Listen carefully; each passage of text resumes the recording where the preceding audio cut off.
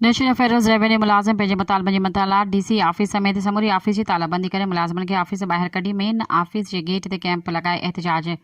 Media सां ॻाल्हाईंदे निज़ामुद्दीन करोड़ो चयो त हिकु मुल्क ॿ कानून असांखे क़बूल न आहिनि। फ़ौरन DRA बहाल कई वञे, मुलाज़िमनि खे पंजाब जे मुलाज़िमनि वारा हक़ ॾिना वञनि ऐं मुलाज़िमनि खे पेंशन जो पुराणो कानून बहाल कयो वञे। असांजी पेंशन ते धाड़ो न हयो वञे। इन मौक़े ते मोहम्मद जड़ियल, असलम परवेज़ मेमण, सरदार अला रखियो लुंड चयो त सिंध सरकार मुलाज़िमनि जा जाइज़ मुतालबा जेतिरी जल्द हल कंदो त बहितर आहे ऐं जेतिरो देरि कंदो ओतिरा माण्हू परेशान थींदा। असां जेकॾहिं मुसलसल 5 ॾींहं बि बंदि कई त हिते माण्हू परेशान थींदा, छो त कंहिंखे बि डोमिसाइल ठहिराइणो आहे। त जेकॾहिं तव्हांखे अवाम जो थोरो बि अहसासु आहे त फ़ौरन असांजा मुतालबा तस्लीम कयो। मुलाज़िमनि जी पेंशन पुराणी बहाल रखो। पेंशन 63% बहाल कयो। 15% असांखे हरगिज़ क़बूल न आहे।